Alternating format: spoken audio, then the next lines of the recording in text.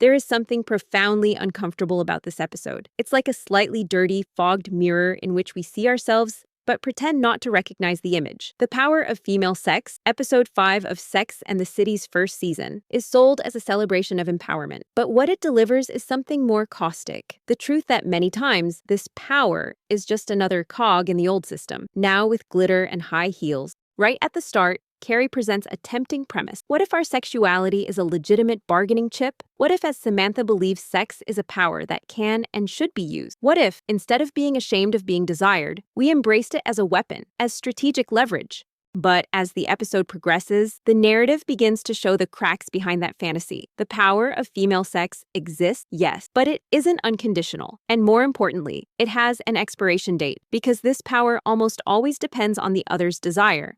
Carrie and the expensive gift that didn't come with a manual. The heart of the episode lies in Carrie's silent journey. She meets a rich, older, mysterious man. He doesn't take her to bed, but he takes her to dinner. He gives her an expensive pair of shoes. He invites her into his world of butlers, limousines, and rare wines. At first, Carrie lets herself be carried away. It's just a nice gesture, right? A gentleman. A pretty shoe. Nothing wrong with that. But something bothers her deeply, and she can't name it at first until she realizes this is an exchange. Even without sex, even without a contract, she is in some way offering herself emotionally, socially, aesthetically, and the shoe becomes the symbol of an unspoken agreement. I give you this, you give me something. That something is what disturbs her. It's not about being called a prostitute. It's about feeling like one, even if no one said it, even if nothing was said. The discomfort comes from realizing there's an invisible economy at play, where a woman's time is worth more if she's pretty, fun, desirable, where the very act of being there, at dinner, in the car, in the silence, is already, in some way, a payment. Carrie doesn't want to be a transaction, but she realizes she's inside one, and that tears her up inside. Samantha. Empowered or armored, Samantha is the counterpoint. She represents, as always, the most explicit side of desire. She isn't ashamed of having sex. She doesn't hide pleasure. She doesn't play coy. For her, sex is power, period. And if she can use that power in her favor, why not? Samantha's logic is crystal clear. Men have done this for centuries. They use status, money, charm, manipulation. Why wouldn't women do the same with what they have? But the uncomfortable question, which the episode leaves hanging, is how much of this is freedom and how much is stylized survival? Samantha plays the game like a pro, but does she like the game, or did she just learn to play better than the others? Deep down, the episode suggests that even Samantha, with all her bravado, still needs external validation. Her power only works if there is someone who desires the body, the smile, the presence. It's a power that depends on the other, that only works in the other's gaze. And that isn't power. It's performance. Charlotte and her pink-tinted moralism. Charlotte is the easiest to criticize because she's the most moralistic. She's bothered by the idea of women using sex as power. For her, sex should be done with love, with respect, with commitment. Everything the romantic movies taught. But the episode pokes at that view as well. Because Charlotte isn't free of interest, she also wants a rich, handsome, well-mannered man. She also wants comfort. She also negotiates, only with a veneer of purity. What differentiates her from Samantha is just the aesthetic. Deep down, the desire is the same, to be chosen, to be loved, to be desired, but within a more acceptable narrative. Charlotte doesn't want to look like an opportunist, but she wants all the benefits of a comfortable, safe, financially stable relationship. That's an exchange too, only with a signature at the bottom. Miranda, the skeptical observer. Miranda, as always, is the show's critical eye. She watches everything with distrust. She doesn't buy the discourse of unrestricted sexual freedom, but she doesn't align with Charlotte's romanticism either. She sits in the middle, skeptical, sarcastic, alone, and it's precisely that solitude that defines her. Miranda doesn't want to have sex for sport, but she also doesn't want to pretend purity. She's tired of the game, of flirting, of subtext, of expectation. She wants something real, but she isn't sure it exists. The episode doesn't answer. It provokes, and that is its greatest merit. The Power of Female Sex could easily have turned into a cheesy feminist self-help episode, but it doesn't. It shows that the women in the series, like many in real life, walk a tightrope between desire and guilt, between wanting and yielding, between pleasure and judgment. The episode shows that having power isn't the same as feeling powerful, that sleeping with whomever you want isn't freedom if in the end you feel empty in the taxi ride home, that accepting a gift isn't the problem. It's what it represents when no one says out loud what's being traded.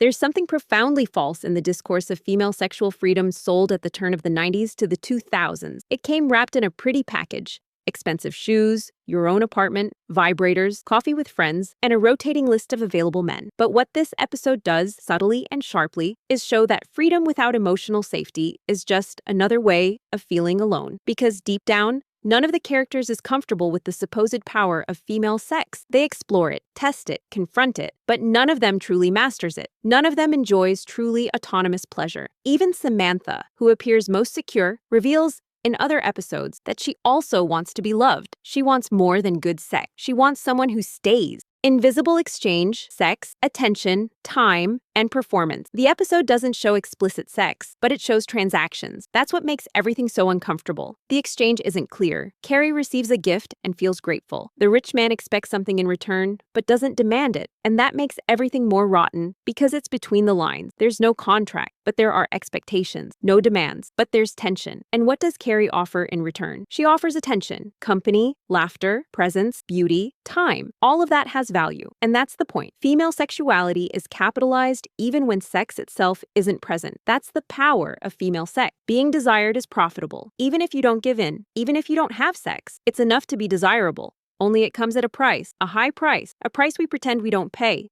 Freedom that depends on the other isn't freedom. The episode lays bare what no one wants to admit. If your power depends on how much others desire you, then it isn't yours. Samantha is free only as long as she's in her 30s, with impeccable skin and men's bodies orbiting around her. Carrie is valued only as long as she's laughing, slim, and in Louboutins. Charlotte is rewarded as long as she keeps up the princess act. Miranda is heard if she sets aside sensitivity and appears tough. In other words, female power is always tied to image, to appearance management, to social performance, to how much you can keep others' desire alive. That isn't freedom. It's performance anxiety, power, the shoe, and solitude. Carrie ends the episode looking at the pair of shoes. She liked them. Of course she did. They're beautiful, expensive, desirable, but they don't walk on their own, and that's the point. The episode shows that the contemporary woman, even surrounded by symbols of power, money, beauty, intelligence, is still swallowed by a system where everything requires external validation. The rich man gave the shoe, but he didn't give affection. He didn't give choice. He gave only a silent invitation to a dance where he still calls the tune. The silence after dinner. One of the episode's most brilliant moments is what doesn't happen. No discussion, no fight, no sex. There's strange silence, a heavy unspoken, a discomfort that grows inside. It's in that silence that the strongest critique lives, because there's no courage to say, this is an exchange, no room to say, I'm not comfortable. Speaking breaks the spell, and every modern woman learned, sooner or later, to keep the theater standing. The autonomous woman can't appear fragile. The free woman can't seem regretful. The empowered woman can't admit she feels fear, disgust, guilt after sex. But they do. They all do. The episode shows this, without saying it, and that's why it's so unsettling. New York as a performance set. The city is also a character in this episode. The shop windows, the restaurants, the chauffeured cars, everything shines. Everything is desire. Everything is spectacle. New York is the perfect stage for this kind of social theater. A city where everyone wants something, where everyone is seeking attention, approval, prominence, and women, more than anyone, know that the body, the hair, the look, the right laugh at dinner, all of it can be converted into capital. But capital isn't care. And at the end of the night, the lights go out, the shoes go into the closet, and the heart, if it's empty, stays empty. The difference no one wants to admit. This episode forces us to face a discomforting distinction. Having sex because you want to, and having sex because it's convenient. Samantha embodies the first option, sex as pure desire. In this episode, Carrie flirts with the second, sex as strategy, even if unconscious. And there lies the friction, when the body becomes not only pleasure, but a silent currency. The series exposes this without needing to be explicit. It's enough to show the expensive shoes in the box and Carrie's look as she tries to convince herself that this didn't compromise her. That self-deception is where the episode shines, because everyone has been there in other forms, accepting a dinner, a gift, a ride, special attention that deep down comes with an invisible debt. Emotional prostitution. The term doesn't appear in the episode, but it hangs in the air. Emotional prostitution. It's not about selling the body. It's about selling company, affection, time, without knowing exactly when it turned into currency. Carrie doesn't sleep with the rich man, but she realizes that simply being there is already interpreted as a kind of transaction. The episode doesn't judge explicitly, but it leaves the discomfort. After all, how many day-to-day relationships are like this? How many people stay together for interest, convenience, loneliness? How many date not for love, but for the comfort the other brings. The difference is that here, the exchange is blatant. He gives shoes, she gives presents, and everyone pretends not to see. Carrie, self-deception as anesthetic. Carrie is the most fragile because she's forced to face her own mirror. She likes the shoes, the attention, the luxury, but she also likes to believe she's above that. That internal conflict is what tears her apart. She asks herself, am I free or just a well-paid actress? And the answer she doesn't dare say out loud is that maybe it's a bit of both. This dilemma is universal. How many times have we accepted something from someone, a gift, a favor, an opportunity, and then felt the weight of the expectation that wasn't voiced? It's in that gray area the episode moves. No cheap moralizing. No clear answer, just discomfort. The female power as a veiled threat. Another fascinating point is how female power bothers even other women. Charlotte, with her naive romanticism, looks askance at Samantha and Carrie. For her, using the body as a tool is undignified. But isn't that just poorly disguised envy? Charlotte negotiates too. She also expects rich, well-educated men with solid futures. She just calls it love. And that's one of the episode's strongest messages. All women, in some way, are playing the same game. Some own it, others disguise it. Some call it power, others destiny. But deep down, all know there's an element of exchange in any relationship.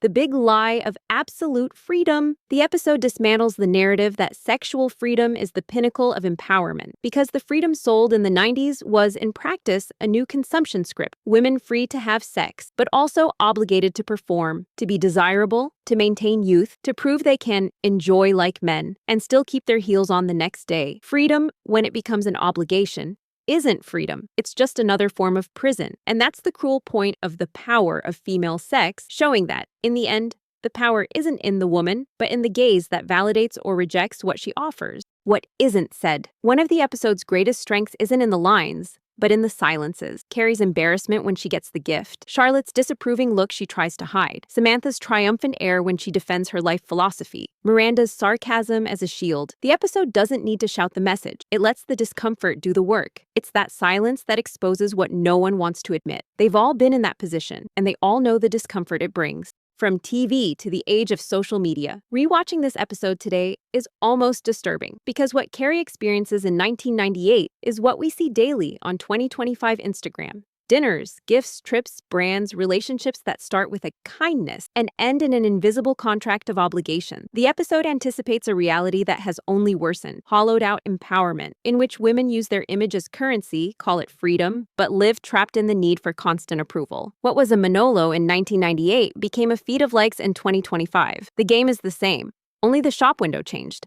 Loneliness as a backdrop. In the end, this episode isn't about sex. It's about loneliness. The rich man doesn't give the gift because he's in love, but because he wants company. Carrie accepts not because she desires, but because she's afraid to refuse. Samantha has sex because she can, but remains alone. Charlotte dreams of eternal love, but goes home empty. Miranda criticizes everyone, but sleeps in her own bed. The series makes it clear, behind the idea of power, what really drives them all is loneliness. Each tries to combat it in a different way. Luxury, pleasure, moralism, cynicism. None truly wins. The cycle that doesn't change. The episode also hints at what the whole series will be, a big loop of searching for love, sex, validation, and meaning. Carrie never finds a definitive answer, because the power she seeks was never in sex, but in herself. And since she can't sustain that autonomy for long, she always returns to the same point, trying to understand what it means to be desired without ever asking whether she herself truly desires herself. Why does it still bother us so much? The power of female sex unsettles because it forces us to face a contradiction. We want to believe we're free, but we know we still play the validation game. We want to believe casual sex is liberating, but often it only masks bigger voids. We want to believe empowerment is independence, but it almost always comes with a rulebook. Smile, be sexy, but not too much. Be free, but not vulgar. This episode is current because it shows the root of the problem. Female power is never recognized as absolute. It always needs validation by the rich man who gives the shoe, by the friend's disapproving look, by the other's desire,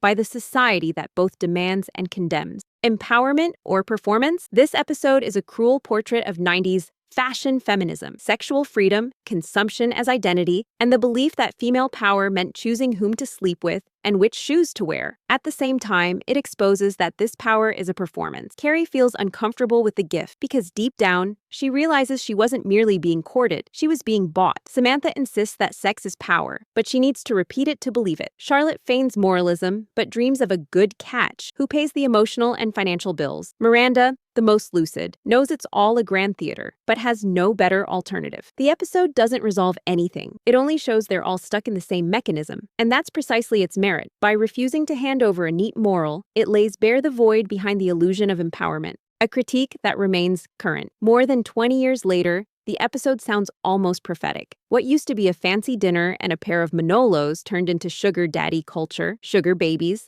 influencers traveling on invitation, and emotional exchanges disguised as freedom. Today, the commodification of affection is even more visible. But in 1998, Sex and the City was already saying the female body has always been currency, even when sex itself isn't involved. That's the central discomfort. The power isn't truly in the woman, but in how long she can sustain the illusion that she's in control. And the series shows this without sugarcoating. Conclusion: the power that doesn't liberate. The power of female sex hurts because it offers no solution. It merely points out, yes, there is power in sex, but this power isn't absolute, eternal, or unconditional. It comes with cost, with loneliness, with expectation, with the constant need for validation. It's a power that isn't only liberating, it's also a gilded cage. And perhaps that's the most honest message Sex and the City ever gave us. True empowerment isn't in using sex as currency, but in being able to look in the mirror alone, without expensive shoes, without male validation, and still feel whole. And that's the journey Carrie and all of us still haven't completed.